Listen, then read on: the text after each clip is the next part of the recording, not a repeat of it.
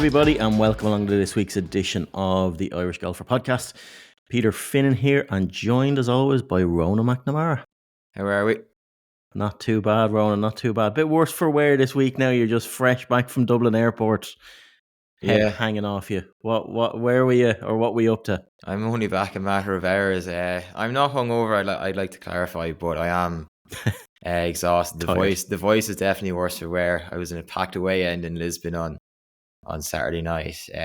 Still heartbroken over the result, but look, it was a play till Portugal score, so I'm going to have to accept that. Was it a good atmosphere though? It was good travelling over, yeah? Oh, it was some crack, yeah. It was brilliant weekend. Just the night before, everyone singing songs like Pink Pony Club is the best song in the world now, I think. And then just the whole atmosphere in the away end as well was absolutely sensational. I mean, at half time, getting loads of texts saying the roar at half time was like we scored a goal just because it was scoreless. And then like the penalty save, we were all kind of half joking that we just wanted to have a moment. Like imagine we scored first, or imagine we get a corner, or imagine we get like a long throw in front of the away end or something.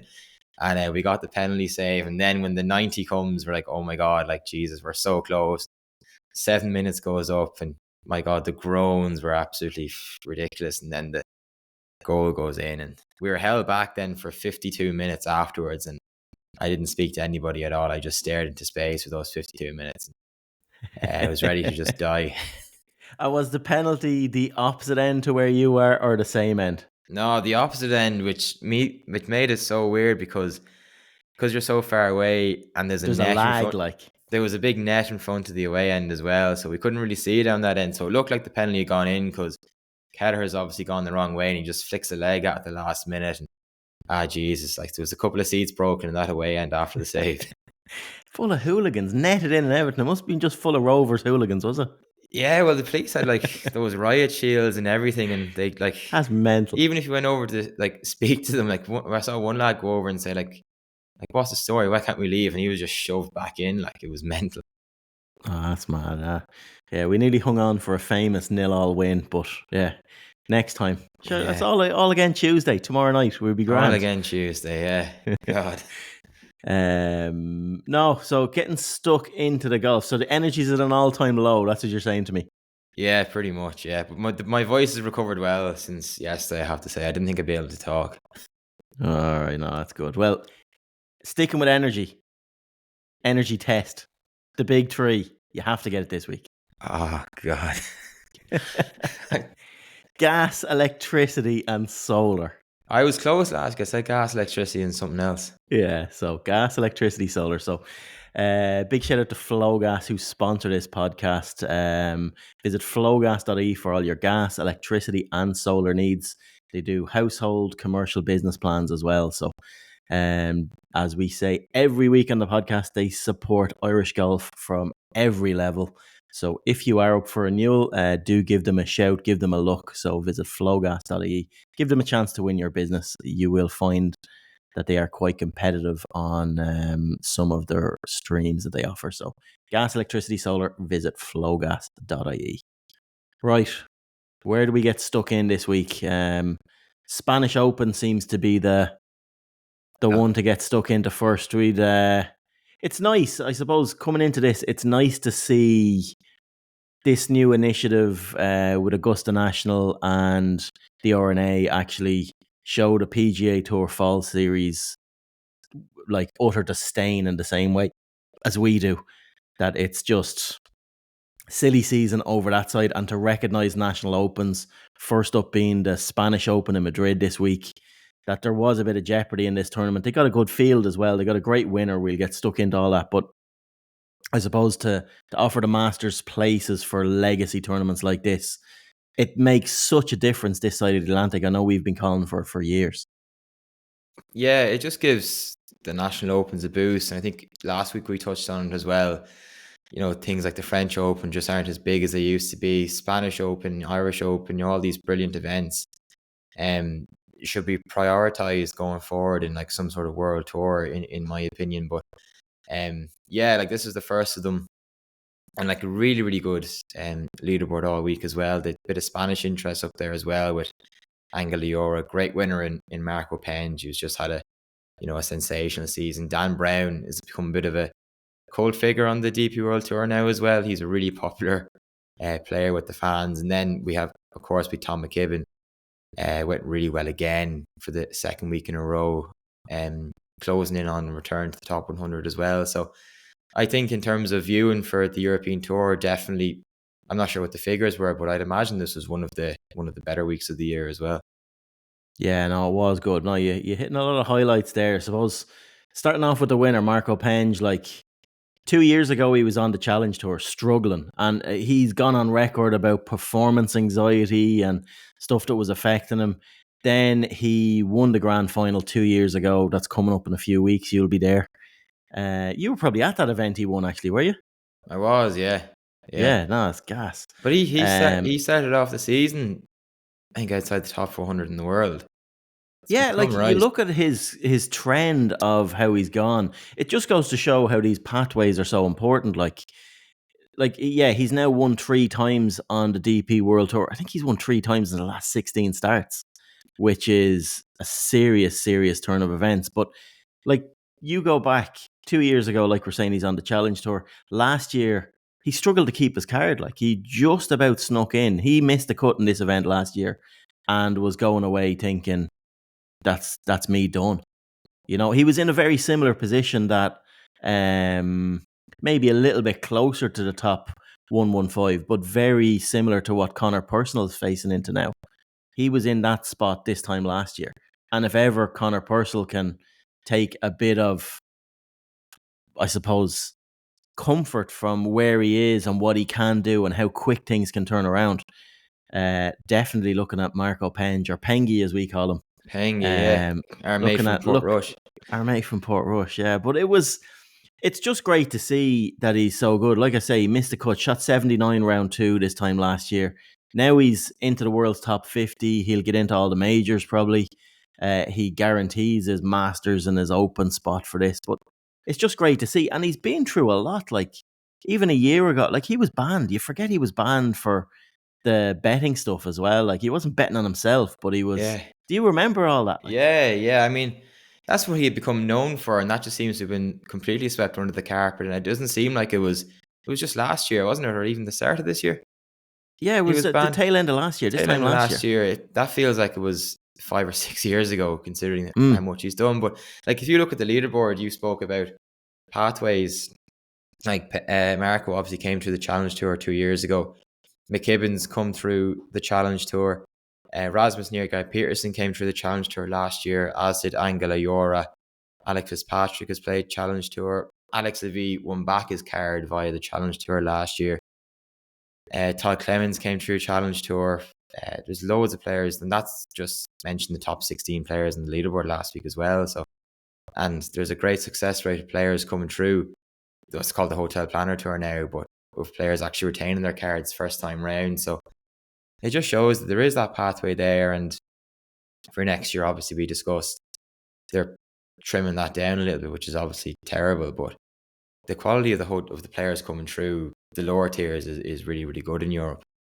No, it is really, really good. Now, like, Penge's done really well in the last, obviously we're saying 3 wins and 16 events. He struggled to close this one out. I know you didn't catch all of it. Like, I watched it live back to back. He really tried to overpower this golf course. Like, it was questionable, his approach. He said in the interview afterwards he felt like the golfing gods were against him. He was kind of against himself, like taking driver everywhere, just took it everywhere he could, pull the big stick. He did. He only hit 3 fairways, and he got away with it. Just about got away with it. But like, you can't question, he put himself into a great position.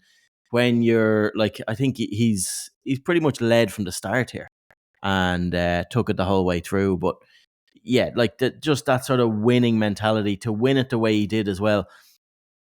So Dan Brown that he was up against, Dan Brown done really well to get to a playoff. Anyone that didn't watch this, like, he was down on the ground getting treatment from the 11th or the 12th hole on, like had like an upper back, shoulder, neck injury that he just couldn't shake.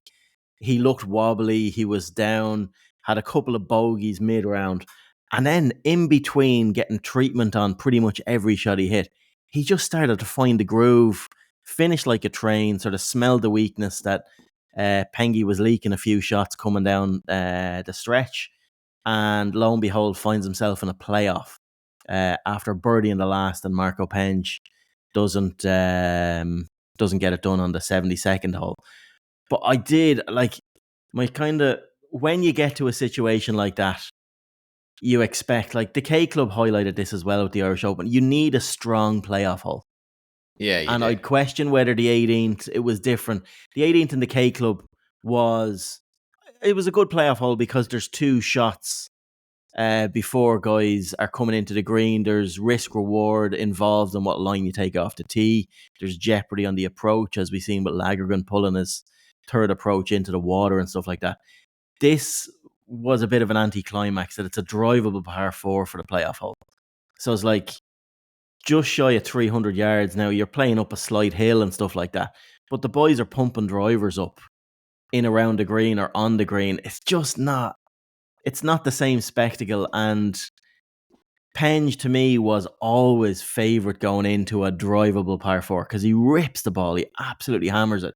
And Driver was it was too much. Driver was too much for him. It was nearly he should have been laying back for Mini Driver, like because he went kind of long with his approach, but then it turned into a chipping competition, bit of a dance off, and he ends up holding a 12-footer to win. But yeah, it was just a bit of an anticlimax having a drivable par four as a playoff hole. But in all the course, I like the look of the course. It's nice to see these old school type courses still get played on the DP World Tour week in, week out. But yeah, I would have questioned where they put the playoff hole.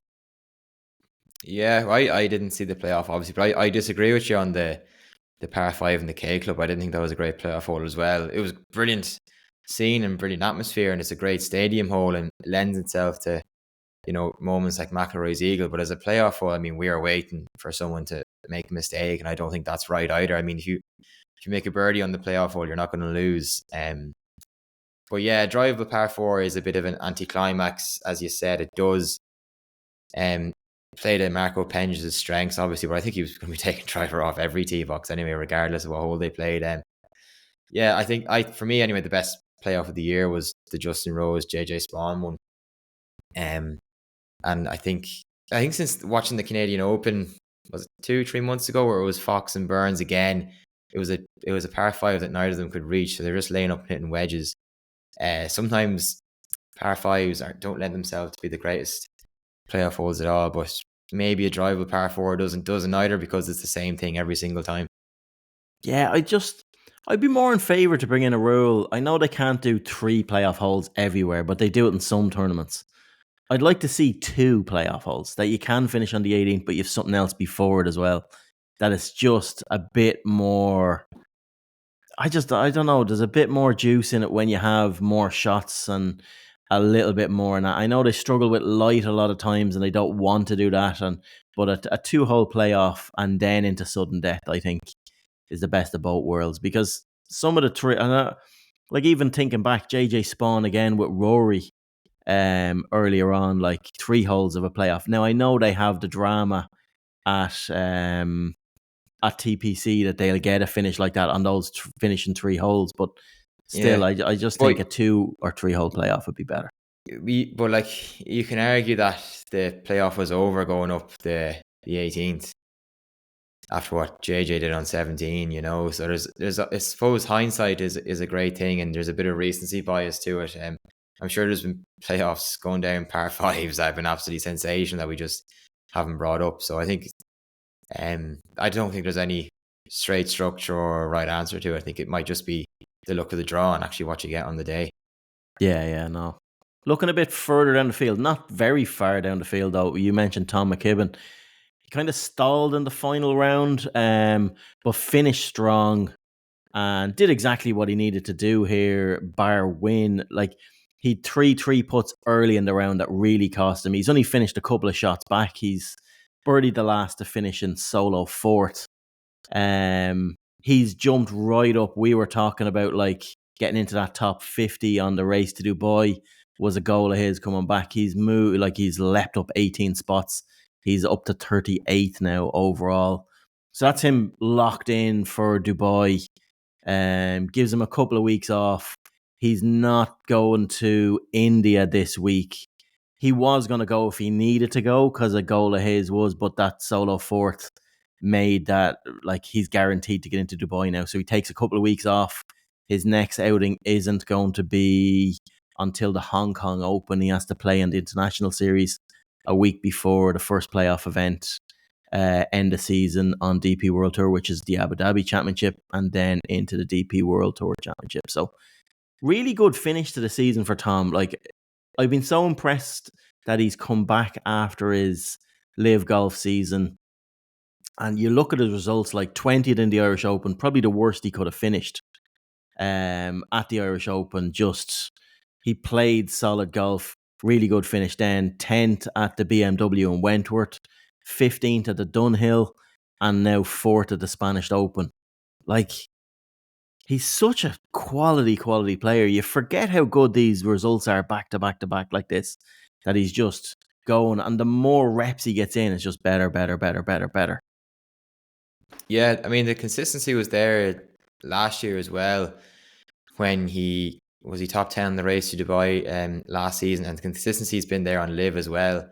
All he's been missing really is the win, and that 15th at the Dunhill, I mean, he was a couple of shots off the lead playing his last hole in the second round, and it makes a quadruple, and then the thing is reduced to 54 holes, so you do wonder what could have happened there. He got done in by the refs at that event. Like, Yeah. absolutely. I know we didn't go into detail on it last week, but like, he didn't even have, like, so the wind was that bad, he couldn't get the ball on the tee on the 18th.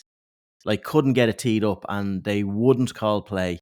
And they waited until literally 20 seconds after he'd hit the tee shot, then teed it up again, hit another tee shot, then they called play, and he'd come back out to play 2 shots the next day. It was an absolute, like, this was in the middle of that storm a few weeks ago. And if the referee would have allowed him like 30 seconds to just sit on it, knowing they were going to call play, which they do a lot of time, he got totally done in that week. Yeah, he did. But last week was really impressive, considering he was lingering on the cut line after an opening 71, and then the 65, 67 was brilliant golf, put him right into contention. The only thing was that Penge was just too good in round 3, leaving Tom like 6 shots off the pace going into the final day. Tough to win from there, but as you said, like, he's 111th in the world now.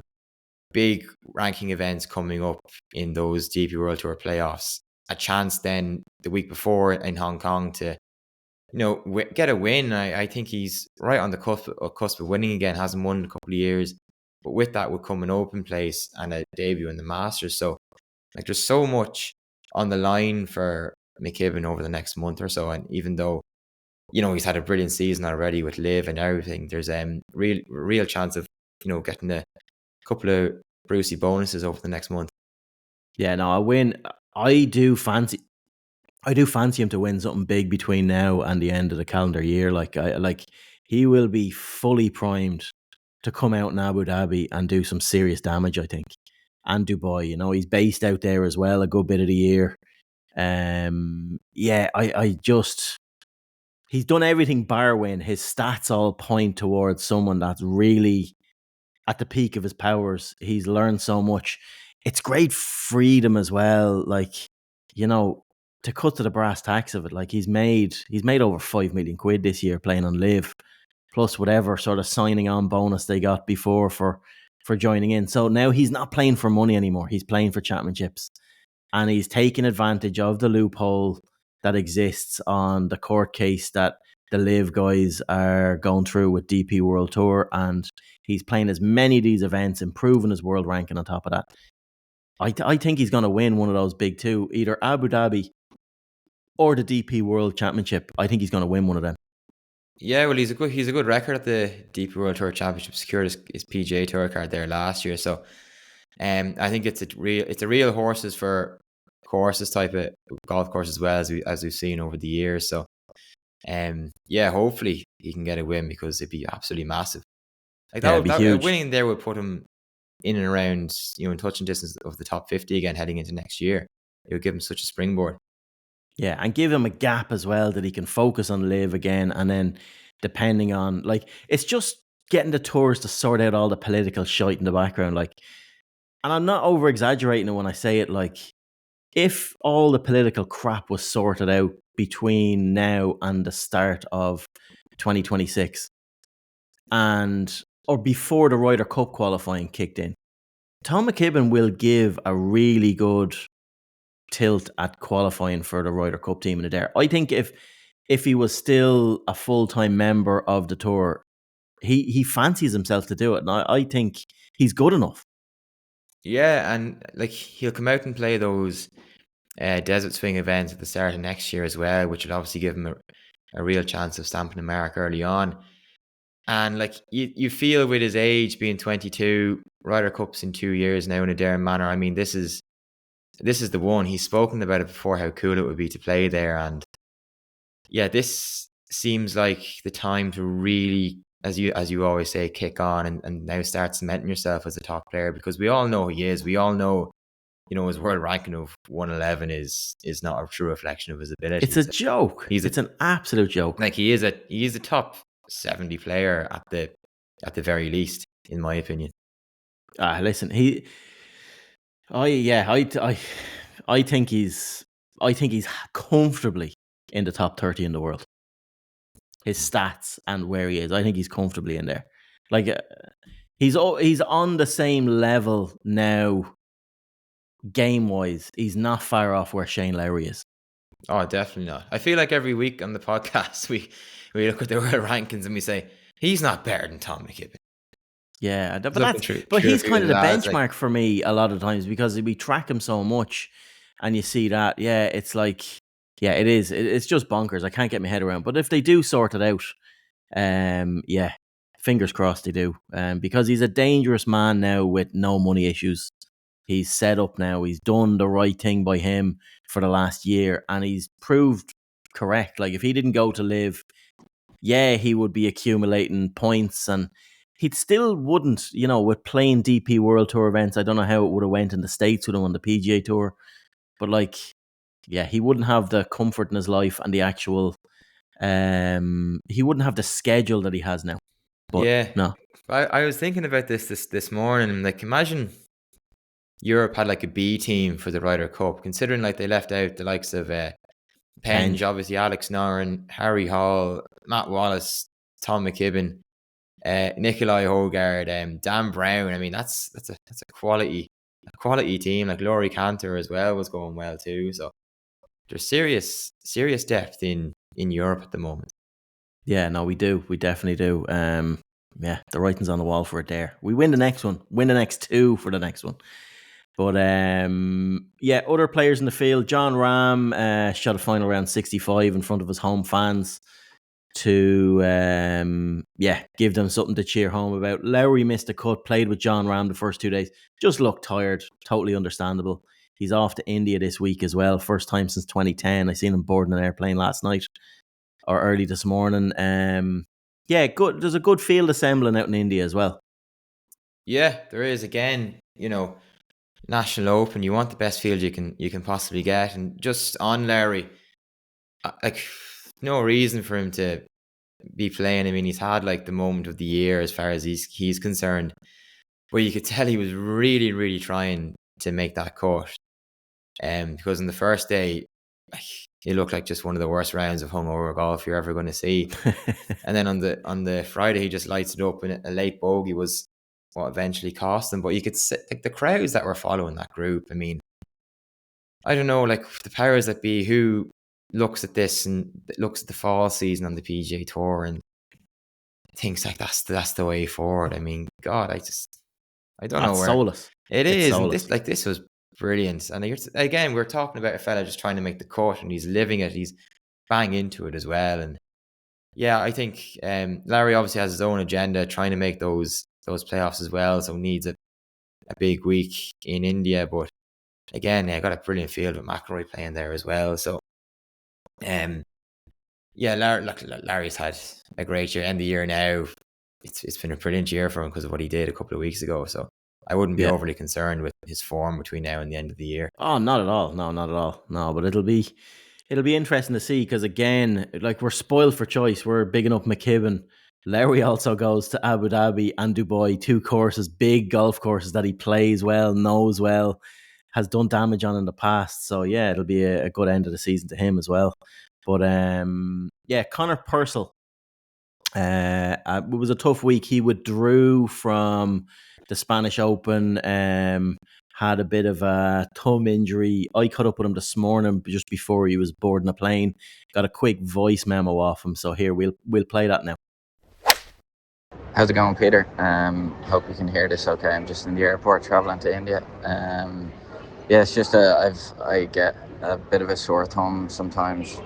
My hand tends to get a bit weak. Left hand tends to get a bit weak on the club, and just if I've done a lot of practice, it gets a bit sore. And last week just got to the point where I couldn't continue. So a couple of days rest and taking the start of this week early. Hopefully we can be ready to go come Thursday here in India. And yeah, been playing nicely the last few weeks. Actually had a nice run at Dunhill.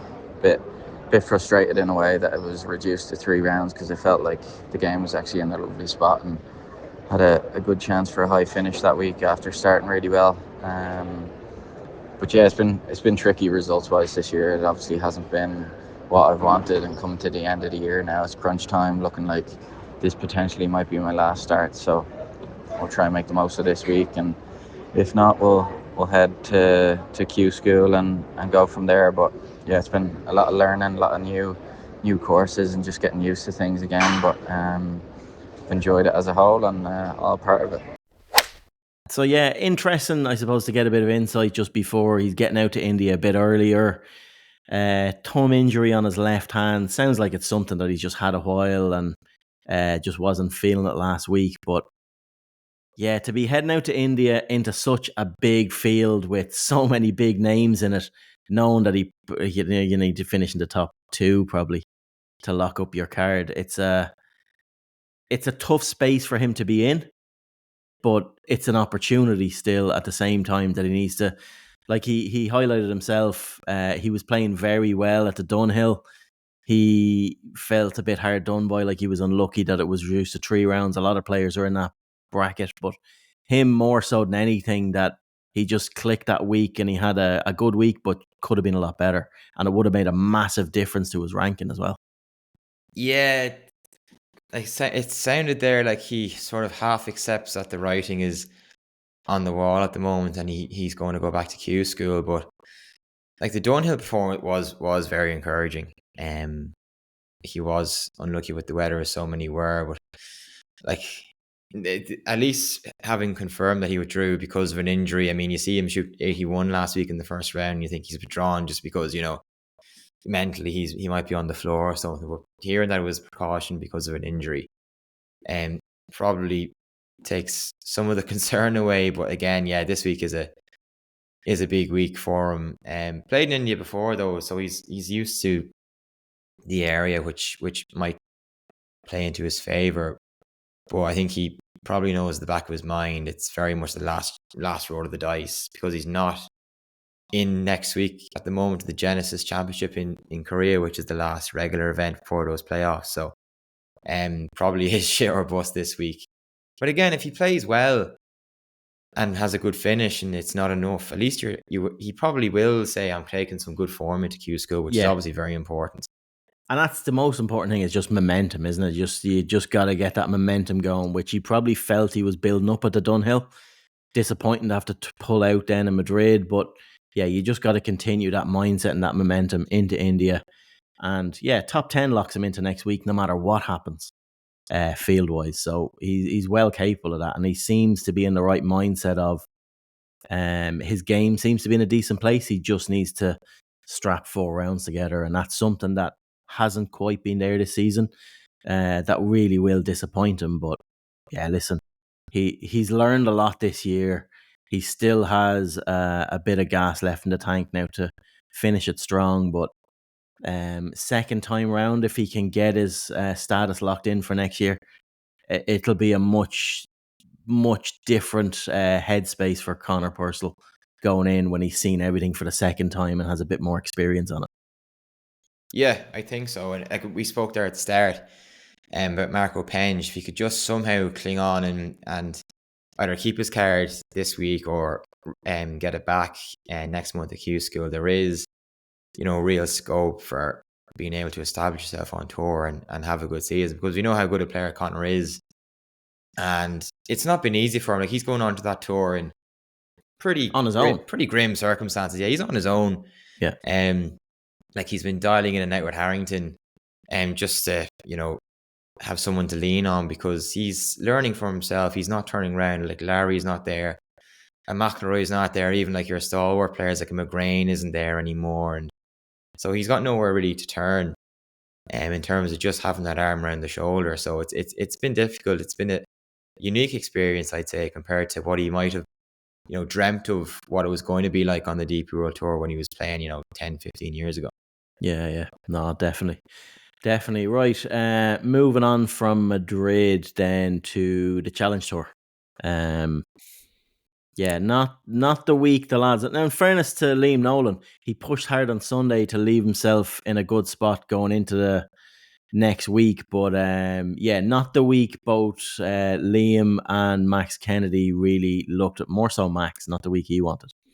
Yeah, the missed cut for Max at the Hainan Open was not fatal, but very damaging. Definitely needs to make the cut at a minimum in China again this week. He's 45th in the road to Mallorca, and the top 45 make next month's grand final. That's a horrible spot to be in. It is just with a target in your back and a bubble boy. In many ways, though, you can channel it in a way that you know what you need to do, and Max would be that type of guy where he'd embrace that situation, and because he knows he needs one good week here to give himself a chance. He probably knows he needs 2 top 10s, maybe, essentially, to get that DP World Tour card and one of those 20 cards. And Liam in 37th has a bit more wiggle room. Again, probably can't afford a poor week just in terms of setting himself up for the grand final. But at 37th, like, he pushed himself into the top 30 heading into Mallorca. I mean, it's all to play for then, so there's still a big opportunity there. But as we said last week, I mean, like, Liam didn't even have status on the Hotel Plan Tour starting off the year. So to be in with a chance to get your DP World Tour card in your first season as a pro, it was really, really good. And they're both exempt into final stage of Q School as well. So there is big opportunity coming over the next month. Like, it has been a really, really good season for the pair of them. It's just tailed off a little bit and maybe won't end in the way that we were all hoping it would have ended maybe 2 or 3 months ago. But like, it's still been a really, really good learning curve for the two of them. Yeah. And the winner of this event as well, Renato Paratore, or whatever how do you pronounce his surname? Paratore. So he secured automatic promotion back to the DP World Tour after earning his 3rd win at the Hainan Open down there. So a big week for the two lads, but hopefully they can get stuff done. You'll be covering it to death on the website as well. Hopefully you get a chance to catch up with the two boys as well before, just to see how they're getting on in their prep for this week. Yeah, it is a big week, and I'll be out there in Mallorca then for the final. It'd just be great to actually chat to them in general about their first years as a pro. Sometimes I think we put a little bit too much pressure on them this year because we are starved of Irish players doing well in Europe, or when you actually do strip it back, they've done pretty well this year to be in contention. And what will come, whether we've no players on the DP World Tour next year is a distinct possibility, but we won't be at the fault of Max Kennedy and Liam Nolan, that's for sure. Yeah, exactly. Right, moving on to PGA Tour. They were down in Japan, the Bay Current Classic. We used to be the Zozo Championship. It's the most American sounding name for a tournament. For God's sake. I'm sick. I'm sick of this now. It's bullshit down there. It is like, it's tokenism at its finest from the PGA Tour. Let's just cram as much international crap into this stupid, silly time of the year. Let's get down to Japan for a week and just show that we're a global tour, like pretend we're a global tour. The field wasn't great going down here. No Seamus Power either, taking a few weeks off, getting ready for what's next up in the PGA Tour? Oh, the Bank of Utah next week. Another event I've never heard of before, but yeah. They kind of got the winner they wanted down in Japan as well on the PGA Tour. In Xander Schauffele, like his grandparents live in Japan. His mother grew up there. He shot a final round 64 to win by a stroke ahead of Max Griezmann.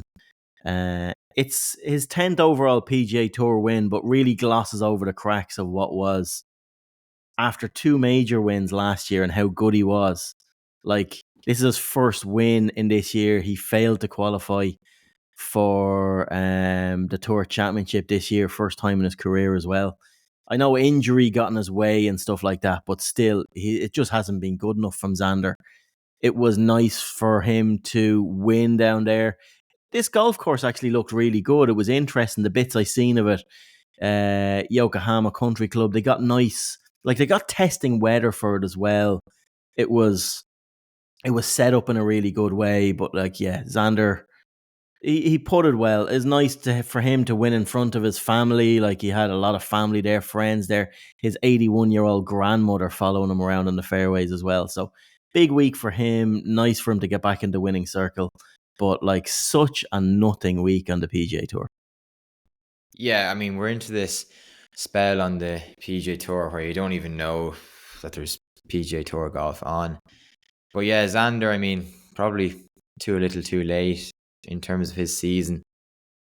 It's just, yeah, injury. He has never really got over that rib injury that he got at the back end of last year, start of this year. But even then, like, his results leading into this were pretty poor. I know he had a good link swing, 8th at the Scottish, 7th at the Open, but FedEx Cup was pretty mediocre.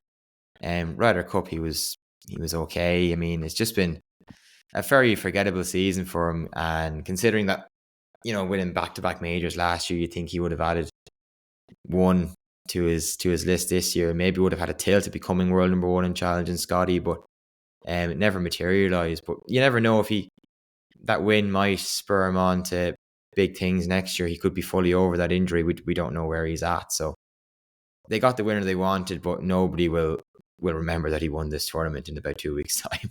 No, exactly. And no master spot, rightfully so far. Not that it would have made a difference because he's exempt into it anyway, but still, at the same time. Stuff that happened further down the field in this event. You might have missed this or not have seen it. Matt McCarthy. Did you see this? The lefty. I think he's 29, 30 years of age. So in the third round, he made the turn. Bogey free 31. He was 4 under par before on holes 1 to 8, which was his back nine. He reeled off 8 birdies in a row, right? Oh, this was for the 58, wasn't it? Yeah. Oh, so yes, I did see this. He's on the final hole. If he makes a par, he has a 59. Now, he shot a 59 before in competition as well, back in the Corn Ferry Tour. Or a birdie for a 58, which would have tied Jim Furyk's lowest score in PGA Tour history. He was also going for the streak of most consecutive birdies, which would have been 9. But what unfolded on his last hole was a tough watch. So he's left-handed. He blocked the absolute shite out of his drive into this native area. Couldn't find the ball. Reloaded. Mills a drive down the middle, like 306 or 7 yards. And then he absolutely spot welded his 4th shot. He was left like 105 yards. Stuck it stone dead and rolled the putt in from like 5 or 6 feet for a bogey. And it just made it impossible to say, oh my God, like, if just whatever sort of a brain fart he had in the tee. I just felt so sorry for him. But it was still a great round. Like, you shoot 60 and you come off absolutely devastated. It's just the way it transpired. Like, to have a shot at a 58 is so unusual on the PGA Tour, especially with the way they set up golf course. And this was no easy golf course. But yeah, it was just a brutal way for him to finish. I felt for him. Yeah, no, I saw that there over the weekend. It just shows you, like, there is such pressure trying to break 60 in any event. Like, it's only been done once on the European Tour, probably done too frequently on the PGA Tour now, in fairness. But I think Jim Furyk is the only player with a 58 in PGA Tour history. But as you said, like, it wasn't like having a chance to shoot 58 wasn't, reflective in terms of like the overall scoring for the tournament. I mean, only 19 under par won this, and I'm always a very, very soft golf course as well. So, and well, yeah, it was funny. Could have been a real disaster though for him. Like, he could have been looking at a double or a triple there. So at least he managed to regain his composure. He deserves a bit of credit for that. Yeah, no, 100%. Yeah, it would have been he was in my short list for villains, but I said that would have been way too harsh. Like, giving some lad a villain of the week for shooting 60 with a chance of a 58. So I gave him his ups and just moved him up the schedule of talking about things. So moving into roundup then, loads of things going on here, there and everywhere, I suppose. Quick run through the other tours. Leona tied 54th as Tidikul earns her second win of the season. That was out in Shanghai, so no movement really for Leona on her ranking. Still looking over her shoulder, as we were talking about from last week. Sticking with the women, there was a top 10 finish for Anna Foster, as Shannon Tan secured her third LET title. You covered a bit of this. Yeah, so Anna Foster came 7th, 67-69 over in India. Annabelle Wilson was 30th, Sarah Byrne 34th, and Kenise Green made the cut as well. Foster's 40th now in those LET rankings, but probably more importantly, Sarah Byrne's up to 62nd now, and the top 60 keep their LET cards. Annabelle Wilson's 79th with 3 events remaining. So, looks like Sarah Byrne is finding a groove at the right time finally, and she is into the last 3 events of the season, which includes the Andalusia Grand Final, which I think has like extra points available and a bigger prize pot. So that's obviously encouraging. But even so, like, Annabelle Wilson will have some sort of status on the LET next year as well. She'll do enough to stay inside the top 100s, and Kenise Green will probably have to go to Q school. Probably looks too far outside the top 101 at the moment. But yeah, no, this was really good from Foster. She's kind of gone off the boil since the Irish Open, really, to be truthful. So this was encouraging again, heading into the last 3 events, where I'm sure herself and Lauren Walsh will want to be knocking on the door and try cap off 2 great seasons with victories, I'd imagine. Yeah. No, we're going to be blessed. Just if we have like 3 events left, if the ball rolls the right way and we get a good rub of the green, you could have 5 or 6 of them with cards locked in for next year by the end of this year, which would be an unbelievable achievement. Yeah, and Annie Dunnigan will be going to Q School as well in the winter. So like, it all bodes well. If we can get another couple of players coming through, I mean, we're going to be paying attention to the LET for a long, long time now. And obviously then I'm sure Anna and Lauren and a couple of others will be going and trying their hand at LPGA Q School as well. It's just a shame that for Lauren, I think she's 11th on the LET order of merit. If she finishes the top 10, all she does is get her place in the final stage of LPGA Q School. There's no real reward for that, unfortunately. So in terms of career progression, you do want to be getting yourself over to the States. And just on the LPGA, I think Tidikul is the woman. She's the first multiple winner on the LPGA this year. So she's broken the curse.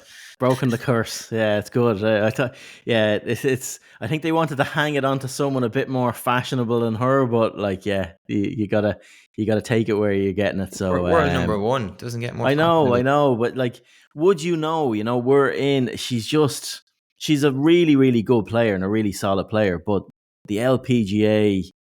The different feeling when Nelly got to world number 1 last year and was doing what she was doing, and you thought it was like the next coming of Tiger Woods or something like that, and then just to disappear is just, it's bonkers. Yeah, well, Tidikul has come through the LET as well. She hasn't sort of had the destined for stardom career that maybe a Nelly Cordes had. She's had to really earn her way up as well, but she's been just sensational over the last 2 or 3 years. Yeah, she's top 7s in all the majors as well since 2022. So she's a class player, but again, probably doesn't move the needle like a Nelly Corda or, I don't know, a Charlie Holwood as well, or Michelle Wee, those kind of players. Yeah. No. Sticking with the last couple of the pro ranks as well, we had a tie 25th for Rowan Leicester on the Sunshine Tour, and then a strong finish for Ronan Malarney. I think he shot 67 in the last round to hold on to fourth on the Alps Tour Order of Merit just before they go into their final with, I think, 5 cards, isn't it? For the Challenge Tour? 5 cards available, yeah. So Malarney's done well. Really struggled last year on the Hotel Planner Tour, but seems to be a bit of a specialist at this level, to be fair. So he looks like he's going to do enough to get back on the Hotel Planner Tour next year, which would obviously will be massive as well for him. And look, if Rob Moran can maybe get a win and the rankings fall for him, he might join him as well. So it's been good season for the two lads.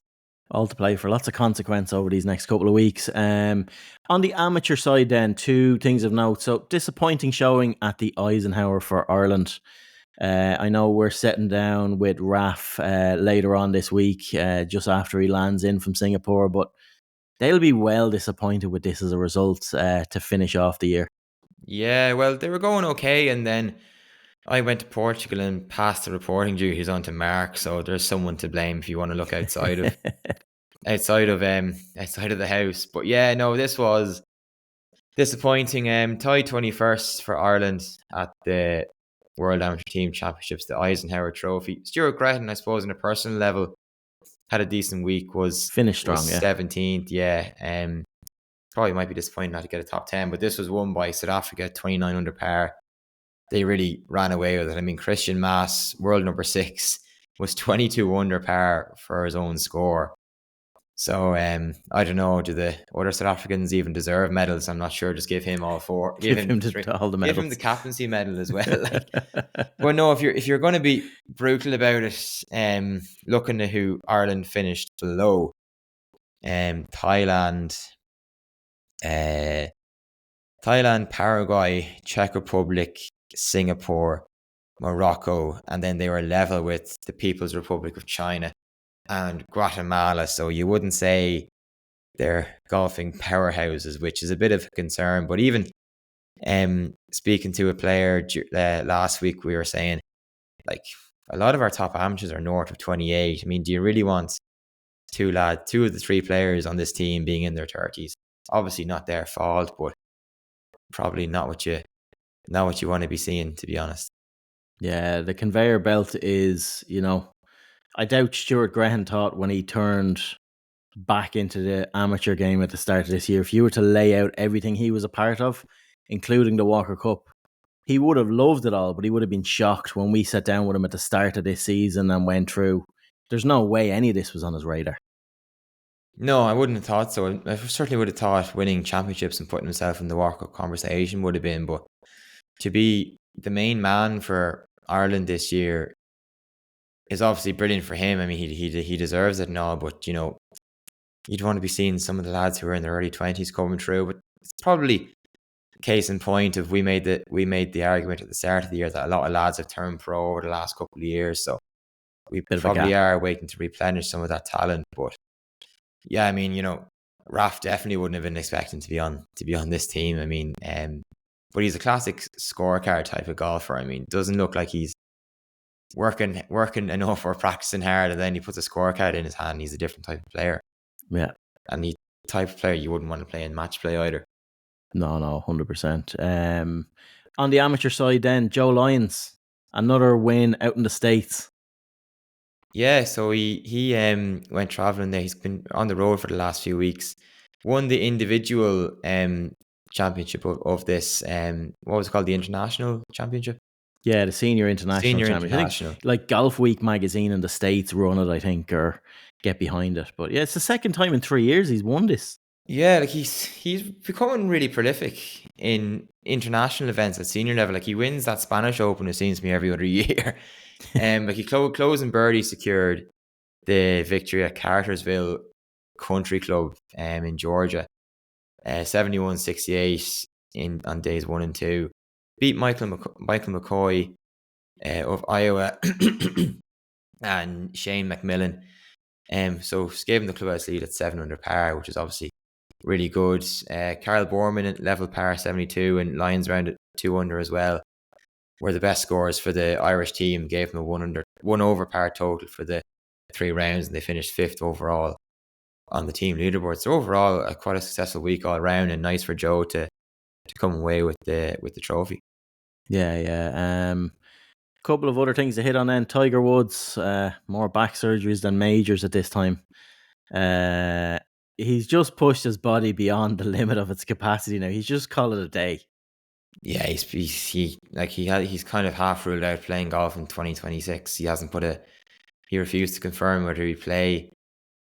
Yeah, I mean, TGL broken. That's it, done. You'd wonder where he'd be then in terms of the Ryder Cup captaincy in 2027, because if he's not getting out there and I suppose immersing himself in the players who are going to be in contention, you can become sort of disillusioned with everything, and your relationship won't be the same as it would have been 2 or 3 years ago. So I'd question whether he'd be in a good place to captain the USA in 2 years' time. Yeah, I know what you mean. Yeah, he hasn't played since the Open in 2024. Yeah, he'll still win the pit this year. Like, he sticks out 2 tweets or something. Like, this tweet would have got him well up there in the pit. Yeah, he's flying. It's mad, but listen, I hope he recovers, and I hope we do see him, even if it's just a token appearance at the Masters and the Open every year. But it's just such a pity it's ended up like this. Like, when you seen, it's not that long ago, you go back to 2019, 2020, when he was the boom was back, like, and then gone. Yeah, this isn't how it was supposed to go at all. No, it isn't. I suppose wrapping up roundup then, you might have missed this while you were away. The European Club set to close. So they're under new ownership there for the last sort of 4 or 5 months ago, when the Conlons bought it off of Pat Ruddy. They issued a communication out to members over the weekend, basically saying that, dear member, we're writing to let you know that effective of the 8th of December 2025, the current operations of the European Club, the club will cease to exist. The club will come to an end, and of course will allow for major redevelopment of the ground and all its facilities. So it's a significant investment. Goes on to see all existing membership arrangements will conclude on the date of the 8th of December. And they hope to have it open again in the spring of 2027. Big moves. They were always going to go and make this their own. Like, the potential is massive for the European Club. On a personal preference, I'm hoping they're just going in, taking out all those sleepers make a big pile of firewood and just burn. Not a chance. Revet all them bunkers, change a few angles, build a nice clubhouse. Revetting is woke. Keep the sleepers. Stop. No, the sleepers are gone. Burn them. That's it. Creosote all over them. Burn them. They'll burn really quick. They'll be dry out. Be great. I'll go to the bonfire. That's terrible. No, keep the sleepers. If Pat Ruddy's listening to this now, which I don't think he's a big fan of podcasts anyway, yeah, he won't be happy with those takes. But yeah, no, listen, if they do a good job on this golf course can be one of the best courses in the world. It's that good and tough of a design. They soften this out a little bit, add world-class facilities outside the golf course. This is going to be up there. Like, there's no reason it's not up there ahead of a Hog's Head and stuff like that for an actual destination of where people want to come from a hospitality point of view, because the golf course product is second to none. And if they can add the hospitality side of things into what's already there and maybe soften out a few of the quirks, we'll be kind to Pat Ruddy. Quirks. Yeah, get rid of the stream about 50 yards short of the 18th. Yeah, exactly. No, a few little things like that. Fair play to Raymond and Nicky Conlon for doing what they're doing. I know Conor Russell's down there steering the ship from a golf point of view as well. So best of luck to them, and looking forward. We'll get out and get a game before it closes down, and then look forward to 2027. Well, we'll have to go and play their winter series. That's running up until they close in December. If you do want to. Great to see golf clubs running a winter series. I mean, the Jemison one was so popular. a couple of years ago. But I know the K Club are running one on the South course now. The European Club are running one too. Like, it's just brilliant, and they're really. I always found them really good to keep your game ticking over in the winter. Yeah, so they do have two. So every Tuesday and every Thursday between now and the end of the year, they are doing an open series of events. So I think the Tuesday event is like pro and single digit players below 9. There's a competition on, and then every Thursday they have an alliance on, and that's just straightforward open. You can play the course for 80 quid. Like, it's as good as anything else out there. And we're looking to get a good stretch of weather over the next couple of weeks. So yeah, get your bums down to the European Club and enjoy it before they blow it up. Yeah, but keep the sleepers. But no sleepers. Oh, you nearly said it. Done. No. Yeah, you're trying to catch me out. Right, moving to that time of the week, heroes and villains. Not sure. I'm hoping you have your notes done on this now. I'm hoping the Irish trip hasn't got you done. I'm going to start off with my villain first. Go for it. We'll do villains first. So I'm calling out Colton Nost as my villain of the week. He's close pals with JJ Spawn, and he decided to go on a podcast last week and further rat out Keegan Bradley on the Ryder Cup foursomes and JJ's lack of involvement in this. Apparently, JJ knew like a month before he was getting no foursomes action because he was the only player on the team gaming a Shrixon Z-Star ball. They couldn't match him up, even though he's one of the best ball strikers on tour and has had such an unbelievable season. And they didn't flip it going into the next day. So yeah, he was... there's just no need for it, of these sort of guys, Colton Nost coming out and backing his buddy and stuff like that. So yeah, I'm calling him out. We all know what sort of a clown Keegan Bradley made of himself, but yeah, there's no need for external guys like Colton Nost coming out and sticking his oar in. Fair. Who's your hero? No, you have to do your villain first. I don't have a golf villain now, unfortunately. I have a golf hero. Go on. My villain is referee Ivan Krujilak. An absolute disgraceful performance from him. God's sake. In the play till Portugal score match. Play till Portugal score. Get Ronaldo's jersey after the game. Not a foul was given from an Irish point of view. It was absolutely disgraceful. All right, I'll let you away with that. Try to write it. Colton Nost is getting it though. We're not giving it to a feckin' golf podcast. We're not giving it to a football referee. But no, I get you. Right. Heroes, go on. You lead out with hero. I went for Dan Brown. Okay. Just he's such a he's a good follow on social. Walking inside the ropes with him at the Irish Open really made me love him. And he, as I said, he's great on social. But I think fair play, like going down would look like a pretty painful injury. And again, I think his mindset must have just shifted. All right, I'm injured. Don't give a shit. Just hit the ball and see what happens. Because that would be Dan Brown's type of character. And to get into a playoff and nearly win it would have been some crack if he'd done it. So I'm gonna give it to him.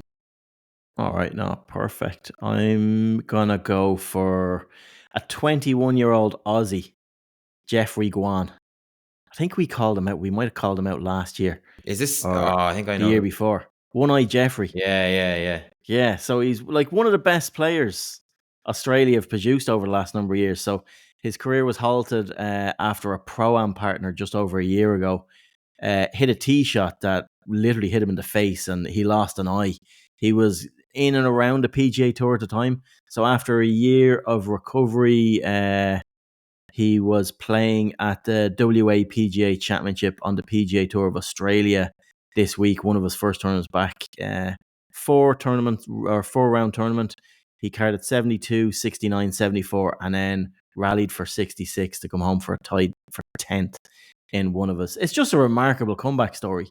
And I really hope he keeps progressing as is. Like, golf is such a visual game, and you talk to someone like Harrington about like right eye, left eye dominance, how that forms such a massive part of your feel, your balance, your swing, and to come through till you're like 19, 20 years of age with two eyes, seeing the world as you should, and then to lose one right at the start of your professional career and to actually build up the courage and to play your way back. This is a phenomenal story, and I hope he keeps going. I'm going to keep an eye on his results, and hopefully he forges his way back to the States and gets as close to the PGA Tour as he can. So he gets, not only does he get the Padraig Harrington Hero of the Week, he gets the Peter Finnan Kicking On Award as well. The Kicking On Award, exactly. So it has to go to him. I don't know. Are you gonna push for your man to win Hero of the Week? No, I'm not. Not against One Eye Jeffrey. No. Right. I think that's it. The Archie Gamble of golf. He's a chance to shite in their front lawn with this one. I love that. We got good feedback on that at the start of the podcast a few weeks ago. But I think that's a wrap, is it? I think so, yeah. My voice can't take any more of this. So we're off on Wednesday to sit down with Raf, go through a few bits that we're working on for the next print magazine. I'm off now to an Allianz final that I get to spend the evening now with Paul McGinley and quiz him up on all things Ryder Cup. So we'll have plenty of stuff coming on from that. Big shout out again, as always, to Flowgas. Visit flowgas.ie for all of your gas, electricity, and solar needs. As we say, they support every level. So if you are up for renewal, do give them a shout. And yeah, that's a wrap for this week. Keep an eye out on irishgolfer.ie for all the news of all the events we've checked coming through, players moving, pulling and dragging up leaderboards all over the place. So we'll be covering it all. So yeah, cheers for tuning in, and we'll talk to you again next week.